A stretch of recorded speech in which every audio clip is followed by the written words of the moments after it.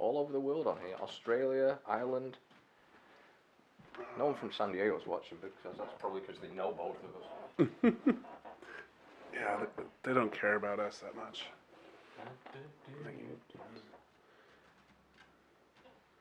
Play around with your tripod, but that just sounds rude. Right, so what are we doing? Right, so let me get this started here. Get an intro going here. So, what's up, everybody? Greg Chapman here, the Gentleman Gorilla. Today, I'm pleased to introduce you to the one and only, the real Tony Cohen out of La Jolla, California. Tony, can you introduce yourself for everybody? Hi, I'm Tony Cohen out of La Jolla, California. You know what? It's one of those awkward things that where, am I too close to this? No, you're perfect. By the way, this doesn't look camp at all. I've got a big gold ball in my mouth. Like, that's not the first time that's happened. But anyway. Not even 2 sentences this. I know. I'm looking at this going, bring out the gimp. And it's kind of interesting because I've done a couple of podcasts. This is my second one today. And when someone said... you're kind of becoming a little podcast groupie. The podcast hoe. There you go. Town Bicycle. Yeah, buy that domain name before I do. The podcast hoe? Thepodcasthoe.com. You own that anyway, I'm sure. Fuck. My I'm phone's gonna over look there. I it would have up. bought Yeah. it right now. Yeah. Right, let's get it. And it's been a couple of them, and also that thing I did with the TV thing is like when you got to write your own intro. Your story, bio. telling your story. Yeah, and it's kind of an awkward one. So how do you introduce yourself? Yeah, well, when you've lived 14 different lives over, I don't even know how old are you. You seem like you could be 40 or 90 with the magic pill. I don't really know. Somewhere in between. I don't use a magic pill, but I do have a cheat system. So your cheat system, is that what's on your shirt? 55 is the new 21. Is the prove it, your cheat system? Maybe. 55 is the new 21. Ask your sister. Man. Here we go. Let's roll. You can pick that fight with her. It's okay. She doesn't know where I live. So, Tony. By the way, do you have a sister? I do. Oh, okay. Excellent. She's married to a pastor. Better still, he's going to love me. They'd probably love debating things with you. He did get his master's in theology. Okay, and that's philosophy, going to go a long way with me. Yeah. Yeah. You have a little bit of world experience in those domains. That's the rumor. Anyways. What are we doing here? So, on this podcast, we like to talk about the different unique ways that people market their small businesses. Okay, cool. So, I guess, can you start by telling us a little bit about what your business is? Ketogenic technology, which involves a drink. And, it's ironic. My buddy is he's a commercial sales marketing guy with Western Digital, or a huge brand. I don't know much about that word. And he said, I've been watching for a while, and said, nobody I've ever seen in history has a marketing machine like you guys, ever. And I'm going, wow, from a marketing guy, that's great to know. And I get excited about it. And, I've been in, and just to differentiate here, and I think, I've done many podcasts on why sales is dead. There's sales and marketing no longer belong in the same sentence. They're literally polar opposite. And I'm trying to think who it was. I think it might have been Peter Drucker. It was someone, well versed in the marketing, said, these days, if you've got to sell something, your product just isn't good enough. Like, it shouldn't, it shouldn't need to be sold. It should be. But marketing, on the other side, is a different thing. And you can look at the biggest brands on earth. Brands specifically, like we market through brands, we market through community. We don't market through products, and that applies to Nike or Apple. What do you mean by you market through community? Community. If you look at someone like Apple, they have a community. This is why, and I don't care if you're pissed at this one. This is why Android will never be Apple. It has nothing to do with the product. Well, my camera and my thing, great, fucking FaceTime me, tell me all about it. Apple can't FaceTime you if they're on Android. Exactly, yeah. FaceTime you and tell me how good your phone is. Well, do you have a blah, blah, blah app? No, and I don't want one. But Apple built a community of fanatical customers. And if you look at, the other big major shifting brands right now, You know, Amazon. How did Amazon get built? By friggin' a Prime. Well, I know people that live next to supermarkets and get stuff primed home to save Yeah. carrying it. Like, The I mean, that's free just shipping, just that free was shipping. unheard of when they started doing it. I know. And they were already one of the top online producers of sales of home goods. And then, boom, free shipping. Like now, you just made shipping something from your computer cheaper than driving 3 blocks away. They literally live next door to the supermarket where I live, and they'll I mean, fuck, with $5 a gallon prices in California. and parking and whatnot, and you know, and Prime or like Netflix or Airbnb or Uber. I Ubered over here. How did I find out about Uber? It was actually a woman in a hotel in Dallas. I remember it. That worked at a hotel. I got a cab from. Yes, I used to get cabs. People used to use cabs one time. From Dallas Airport to this hotel, and it was like $50. And when I'm leaving the hotel a few days later, she said, "Why don't you just Uber it?" Because I told her it was $50. Uber it. I'm like, "Yeah, I live in New York City. We don't Uber." And she said, "Just download the app." Trust me. Yeah, download the app. It's like $20. And ever since then, I'm like Uber's my bitch. You know, Yeah. I don't drive. Like Uber over here, Uber that, whatever it is. I don't think you have a car even, do you? No, I've never seen you drive. I may have been illicitly driving a golf cart around a few weeks ago, and the I only mean, person that has the video is me. If you're not illicitly driving a golf cart, are you really driving a golf cart? No, it doesn't mean- count. It's mandatory, apparently. Yeah, you have to be drunk, high, or just driving it where you're not supposed to be driving it on a golf course. It was definitely not the first two. The latter, perhaps. It's surprising how easy you can get those things to wheelie as well. That was kind of funny. Anyway. Yeah, It's just not throw my- somebody on the back. It's not my golf cart. It doesn't really matter. But, you know, anything like that is it's market driven and community driven. Like the Airbnb thing is a community. The Uber thing is a word of mouth. And you can apply that to things like CrossFit or, you know, Tough Mudder in those spaces. Or they're like these really tightly driven communities that have built a business on the back end. And that's where we're at in marketing in general. You're building a tight-knit community. Yeah. So how are you focusing on bringing the people closer together? Because I see a lot of brands building communities, but they're not really talking to each other. They're not sharing ideas. They're not supporting each other within the community. Like they're not actually acting like a community. They just call it a community. So how have you actually gotten your people to be a real community that's interacting and interchanging ideas and supporting each other? There's a couple of things. It only takes two people to start a community, and one of them is you, whatever that community may be. And, you know, and also, you know, you look at these big, mega global brands, they started local somewhere. You know, Facebook started in a dorm. So, you know, the easiest way to start a community is with a coffee morning. Just go meet some people for coffee. And all that thing that we started doing there, we just got busy. It was you and I remember this, you and I put a post up about writing a screenplay, which is still, and thanks for that, by the way. You gave me a bunch of stuff on there. So we met, and I remember it was a Tuesday. I said, you know what, see you next Tuesday. Yeah. And next Tuesday you showed up with Lauren? I think so. The girl from Manchester. Yes. Yeah. And then we said, hey, we should do this kind of unruly entrepreneurs thing. And next week there was like 4 people. Then the next week, I think we got it up to about 15 at one point. I think we did. And then just life and busyness got in the way. Like I could fire that shit back up in a second. I'm a little Yeah. busy I mean, we right now. fired it up for the first time in a second. Yeah. That There was no thought. Yeah. And it's that easy. And it was built around the unruly part. I think the quote was, you know, if you're wearing business attire, you can't sit with us. So people get it. And, you know, someone else has been connected with me through the social group around here, and like, oh, I'm doing this thing. I'm down from Orange County. I'm looking at his meetups, and there's people in suits. He said, you should come. I said, you should learn how to fucking dress, dude, because I'm not showing up anywhere. I've got to fucking dress like that.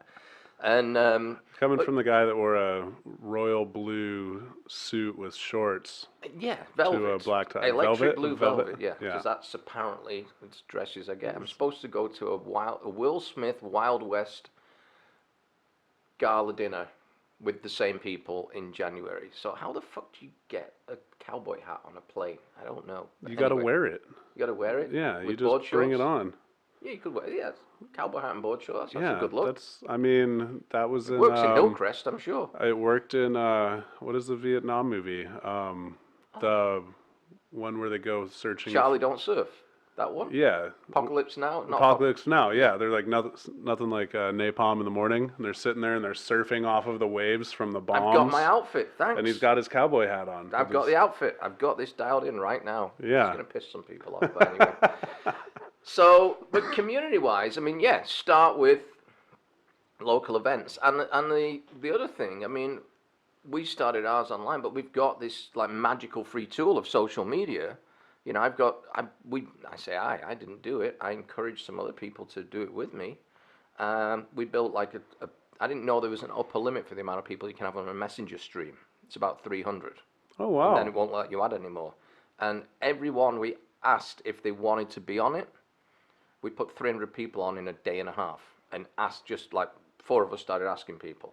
And by the way, the wording was built. And from that, we led that for once, you know, I would post the Zooms. The Zoom link, and one of the things with a messenger stream with that many people, you got to make sure, and this is also vital if you're trying to build something, that you have control over it, and people are not doing those stupid fucking thumbs up emojis on messenger streams. Like, just don't do that shit, please. But you try and make it as big as you can before it disappears. You hold your finger down, and it goes boop. Is that how it works? Okay, Yeah, don't listen to him. No, Okay. do it to piss him off, please. You're not on that stream. I'm blocking you. And but we built that. But then what we did is when people had got the information they wanted from the Zoom. So I was cranking out Zooms. Was it Labor Day? Wasn't it the last weekend we had? Like literally every 2 hours, and I'm putting a link on, and then it was, hey, if you've seen the Zoom, you've got the information you want, join this group. And then you build like a Facebook group or a page, whatever works for you, and build from there. And the key with community is A, content, but B, encouragement for participation. And you know, sometimes there's all kinds of social media techniques that I know some wonderful people on that. I personally don't like to use techniques. I like to personally just go with the gut.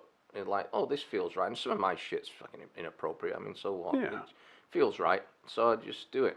Someone complained the other day about me because I was condescending on a video. I mean, what? I was telling people, like, you know, mix it in water. I said, it doesn't work like that. You have to rip the packet open and empty the packet. And it was something like, you can't stare at stuff by osmosis and get the feeling. And something. This man is so condescending. I'm like, what the fuck? First of all, I mean, I don't think you've ever been condescending to people. I think that's just being mean. But you're definitely open to just sharing your feelings about people being assholes.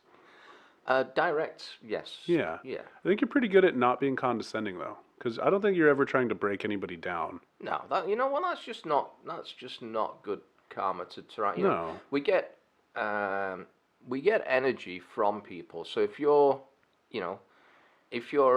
energy is towards making people feel like shit, and there's certain words I don't use in pattern language because when it's directed at someone, it just doesn't feel well. So, rising tide raises all ships. And sometimes, not everyone agrees with everyone on everything. And, I'll state my views. And I'll state from a point of what I believe to be fact, not opinion. There's enough opinion out there right now with, whatever it may be. I'm not even going on to subject matter. Yeah, that's a whole nother podcast. Yeah, that's there. a whole nother podcast if you've got a spare month. Right. So, you build a community, and what are you putting in content-wise into that community? And I will tell you right now, and this, you asked me this before we did the podcast about marketing. For you guys selling on Facebook, stop doing that shit. Facebook is a connecting tool. It's a connecting tool. So, first thing, and this is how we built, I don't know where we're at, $1 billion or something in 4 years. We're certainly close to that. It's not bad. It's not by bad. the way. Yeah. That's fairly commendable. Buys a lot, like nice dining room tables. Yeah. Is this antique or is it just old and scruffy? Someone left this in my garage, and it looks like actually, it. because of the edges, you can clip the mics on perfectly all the way around. So we Perfect. used it. Okay, It turns out it's a perfect podcast table. It works. So, if you look at ACE, attract, connect, and then engage or experience. So attract, connect, engage. ACE. So attract, if you're putting, and not like, hey, look at my bling, like, fuck that shit, If you are, and I will tell you something why I believe that I've just been, and I treat it as a game, social media. I mean, it's a full-time game, but I have fun with it. And that's important. If you're too serious, no one's into you. And everything is very... If it's too staged, people don't like it. Yeah. If it's not... People want to see what like the everyday lives are of the people that they follow. And it's not always great. And I actually believe that if everything looks perfect, you're going to piss some people off in a bad way because, comparison is the thief of joy, which is an ancient Chinese philosophy. And we start to naturally compare ourselves with other people, and then we think we're underachieving in life because you're looking at some guy that's renting, I know whose name just popped in my head, renting a house and renting a car for the day, tie someone up. I know exactly who it is. It's bullshit, but he sells courses on the back end of it, but that's not life,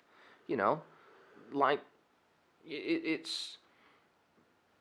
I was told years ago by one of my original mentors that the highest paid people on earth are storytellers, and that still stands true today. It absolutely is. And, years ago, I was doing I was one of the very first pioneers of Facebook live streaming.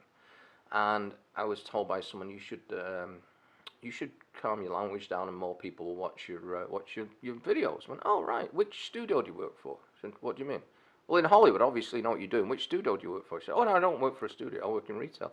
Oh, right, how many videos you made? No, I've actually not made them. I watched yours, and this is what you should do. I said, so you don't have in the industry, you've never done one, you tell me what the fuck to do? Do me a favor, fuck off, in a nice way. Because people, life is a roller coaster of ups and downs. It's not all perfect. So the attraction is, hey, this guy's like me, this guy shows up with a frigging knife wound across his face. This guy. Numerous times. Numerous times. There's no makeup on that. That's real. Ooh. Guess what that means? We got to wrap it. We're winding down. Yeah, we try to keep our podcasts short and digestible here. So let's do another one on ACE. We should. I want to hear more about this ACE. Yeah, let's do another podcast. All right. Hey, come back again. Yeah. All right. Thank you, Tony. Right on.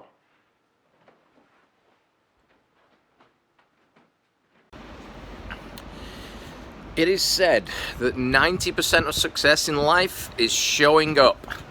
So, when Greg asked me to show up for some podcasts, I did. However, in podcast scenes somewhat reminiscent of Elon and Rogan, we forgot to do something. So the fact is, we show up, we do the podcasts, and Greg messaged me and said, hey, where can everyone get in touch with you? So I've done quite a lot of podcasts, and that's always the thing that's at the end, and we completely forgot it. So, to get in touch with me, Instagram or Facebook, The Real Tony Cohen,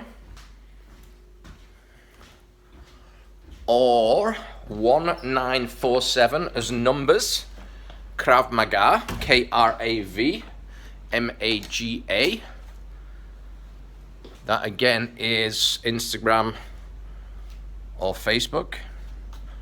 Or better yet, the one I use most frequently is San Diego Keto, Keto Club. That's Instagram, Facebook, and meetups. And those are the easiest ways to reach me. Or if you're playing in the dirt, you can try and catch that or that. So that's the way to get hold of me, guys, if you need to. And thanks again to Greg for reminding me to actually make a video letting you guys know where to reach out. Thanks for watching the podcast. Hope you enjoyed it, and I hope they were beneficial. Thanks again, guys. Adios.